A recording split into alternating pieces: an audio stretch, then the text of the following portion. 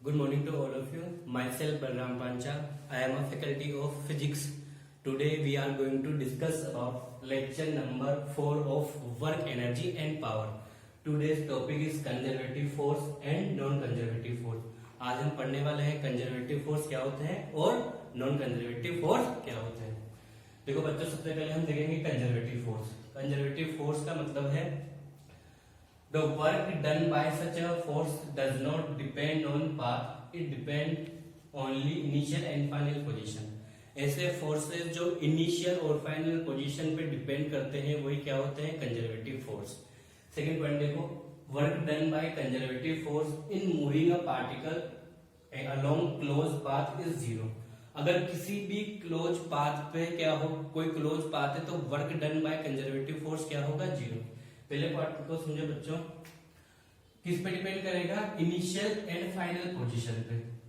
मान लो हमारे पास यहाँ पे ए पॉइंट है और यहाँ पे बी पॉइंट है, तो हम पहले गए इस रास्ते से ए टू बी, सेकेंड टाइम गए हम इस रास्ते से ए टू बी। ये फर्स्ट पाथ, ये सेकेंड पाथ और ये third path. That means work done through first path equal to work done through second path equal to work done by third path। अगर कोई भी डिस्प्लेसमेंट फर्स्ट पाथ से है या सेकेंड पाथ से है या थर्ड पाथ से है, बट इनिशियल और फाइनल पोजीशन पे डिपेंड करेगा, वही क्या होगा, कंजर्वेटिव फोर्स। मतलब इनिशियल पोजीशन कौन सी है, ए, और फाइनल पोजीशन कौन सी है, बी। देखो वर्क का फॉर्मूला जो हमारे पास है वो क्या है, एफ एस कोस थीटा। यहां पे देखो बच्चों, एस क्या है, डिस्प्लेसमेंट, तो ए और बी के बीच में डिस्प्लेसमेंट क्या होगा, ये क्या होगा, डिस्प्लेसमेंट। ये सब क्या है, फर्स्ट पाथ क्या है, डिस्टेंस, इसमें भी क्या है, डिस्टेंस, तो यहाँ पे क्या है, डिस्प्लेसमेंट। तो किस पे डिपेंड कर रहा है, work done initial position and final position. Work done through first path equal to work done through second path equal to work done through third path. ठीक है बच्चों। सेकंड पॉइंट देखो, work done by conservative force in moving a particle along close path is zero. अगर कोई भी displacement, मान लो ये ए point है,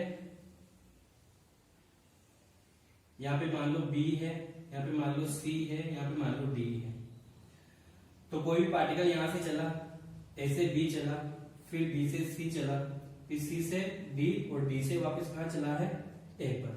तो देखो बच्चों, इनिशियल भी पोजीशन यही है और फाइनल पोजीशन भी यही है, तो डिस्प्लेसमेंट कितना हो जाएगा, जीरो। तो क्लोज पाथ के लिए वर्क डन कितना हो जाएगा, जीरो। मान लो पहले हम चले work done from A to B, B to C, इसको फर्स्ट पाथ ले लो और इसको सी टू डी और डी से वापस ए पर, इसको सेकंड पाथ ले लो।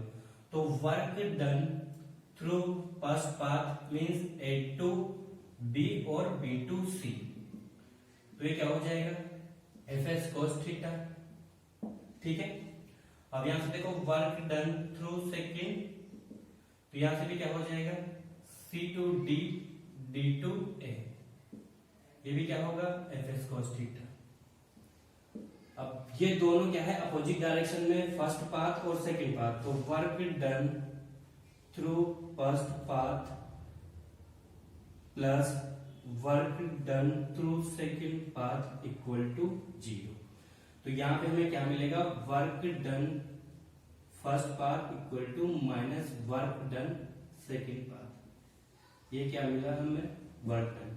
तो वर्क डन ए से वापस ए पे आ जाएगा, तो क्लोज पाथ है तो क्या हो जाएगा, जीरो। मान लो तुम ये सर्किल है, यहां से चले वापस यहीं पे आ गए, तो इनिशियल फाइनल पोजीशन क्या हो गई, जीरो। ऐसे ले लो ए बी सी डी, तो यहां से चले, ऐसे चले, ऐसे चले, ऐसे चले, तो वर्क डन क्या हो जाएगा, जीरो।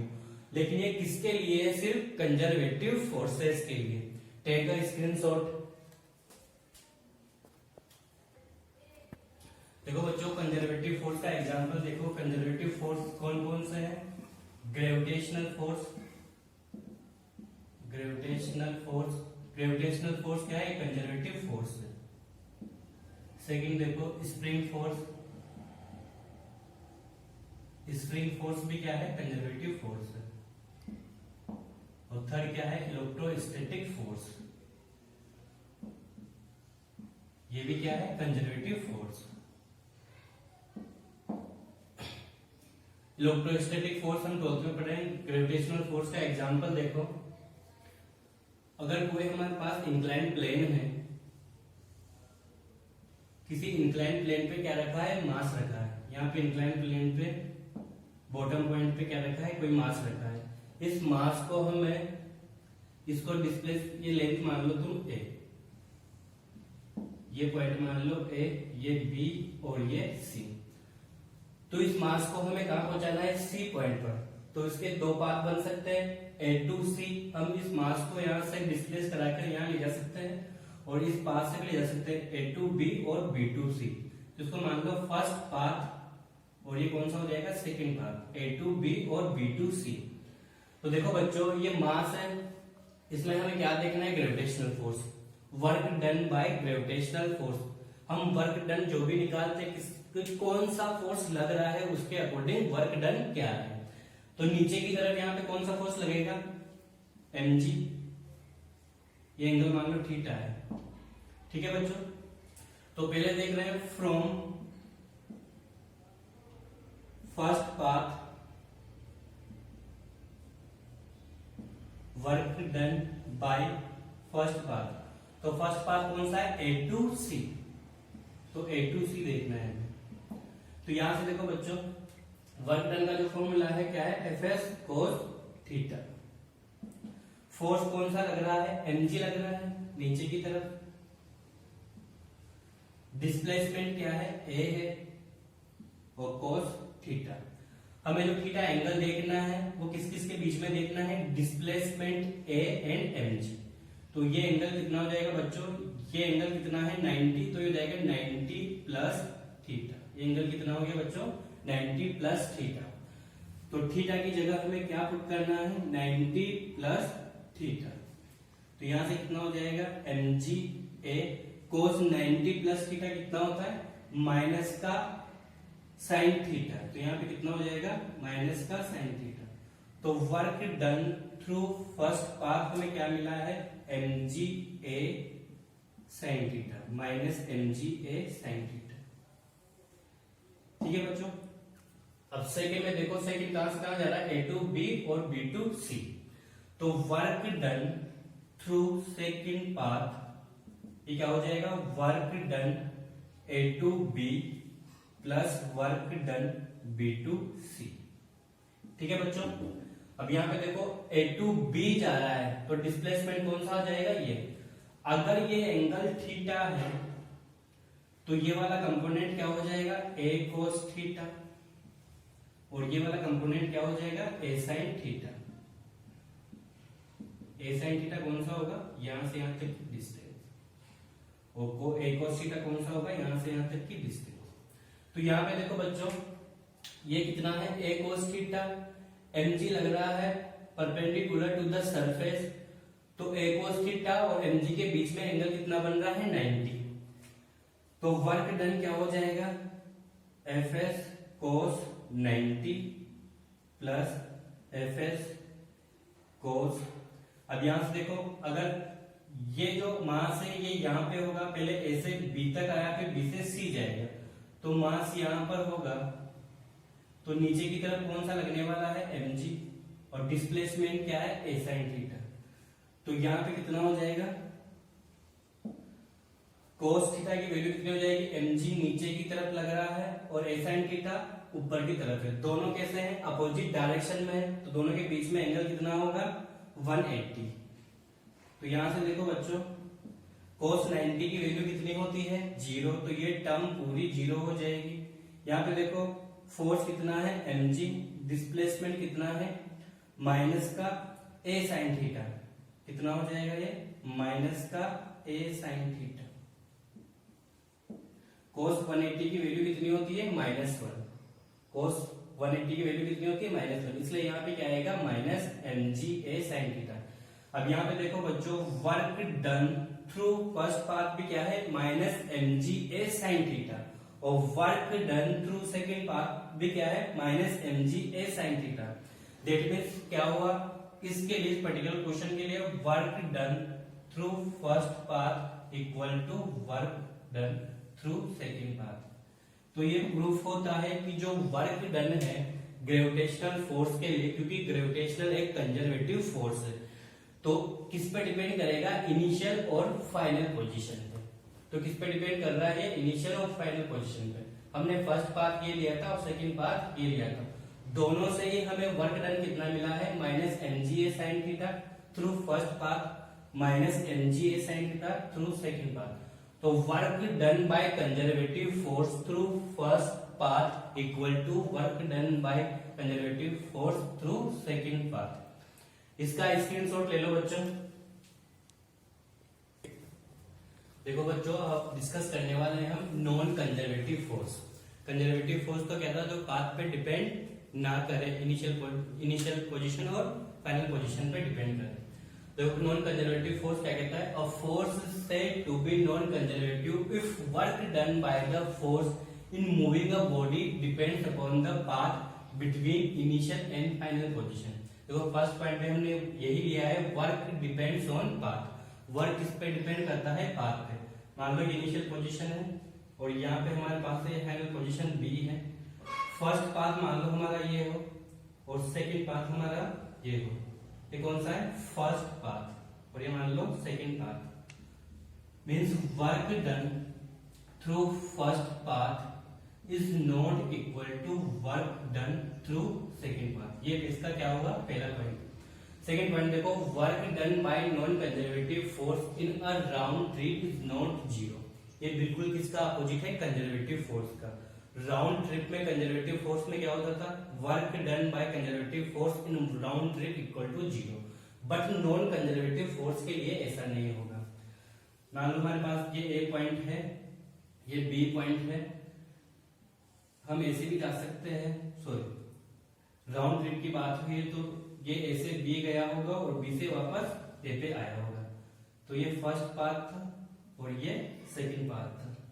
तो वर्क नेट वर्क डन जो होगा वो कितना हो जाएगा, net work done through first path plus work done through second path. Means work done through first path plus work done through second path is not equal to zero. इसका screenshot ले लो, फिर एग्जांपल में समझते हैं हम ऐसा क्यों हो रहा है। Take a screenshot. देखो बच्चों, नॉन कंजर्वेटिव फोर्स कौन कौन से होते हैं, फ्रिक्शन फोर्स। फ्रिक्शन फोर्स भी एक क्या है, नॉन कंजर्वेटिव फोर्स। सेकंड देखो, सेकंड कौन सा है, एयर रेसिस्टेंस। जो एयर रेसिस्टेंस है वो भी क्या है, नॉन कंजर्वेटिव फोर्स। ठीक वैसे थर्ड क्या है, विस्कस फोर्स। ये तीनों ही क्या है, नॉन कंजर्वेटिव फोर्स। एग्जाम्पल देखो, मान लो ये हमारे पास ए पॉइंट था, हम ऐसे बी ऐसे गए, बी से सी, सी से डी और फिर वापस ए पर। मान लो यहाँ पे हमारे पास कोई मास रखा हुआ था, इस मास को पहले पहुंचाया मैंने बी तक, फिर बी से सी तक, फिर सी से डी तक। तो इस मास को जब मैंने ऐसे बी पहुंचाया होगा तो डिस्प्लेसमेंट किधर हुआ, इस तरफ। इनको मान लो ये भी ए है, ये भी ए है, ये भी ए है, ये भी ए है। तो डिस्प्लेसमेंट ऐसे भी कितना हुआ है, ए। ठीक है बच्चों, तो फ्रिक्शन फोर्स कैसे लगेगी, इसके जस्ट अपोजिट, इस मास के जस्ट अपोजिट क्या लगेगी, फ्रिक्शन फोर्स। और डिस्प्लेसमेंट किधर होगा, इस तरफ। तो दोनों के बीच में कितना एंगल होगा, 180 डिग्री। तो वर्क डन, ये फर्स्ट पाथ, सॉरी ये राउंड ट्रिप है, ऐसे बी, तो work done A to B, B to C और सी टू डी। तो वर्क डन हम निकालेंगे A to B plus work done B to C, work done C to D plus work done B to A. Work done A to B, B to C, C to D और D to A. तो work done A to B कितना हो जाएगा, displacement किधर है, इधर। तो friction force किधर लगेगी, इसके जस्ट अपोजिट। तो जो हमारे पास वर्क डन का फॉर्मूला है ये क्या है, एफ एस कोस थीटा। ठीक है बच्चों, तो फ्रिक्शन और डिस्प्लेसमेंट के बीच में एंगल कितना बन रहा है, 180। तो ये जाएगा एफ एस कोस 180 डिग्री। वैसे सब में होगा Fs cos 180 डिग्री, इसमें भी कितना होगा Fs cos 180 डिग्री, और यहाँ पे हो जाएगा Fs cos 180 डिग्री। अब 180 cos 180 इक्वल टू कितना होता है माइनस का 1, तो s की जगह हम क्या रख सकते हैं, यहाँ पे a रख दो, हमने डिस्प्लेसमेंट कितना लिया है a, तो यहाँ पे क्या रख दो a रख दो। ठीक है बच्चों, तो ये cos 180 इक्वल टू -1, तो यहाँ पे क्या मिलेगा हमें माइनस का fa माइनस fa और माइनस fa।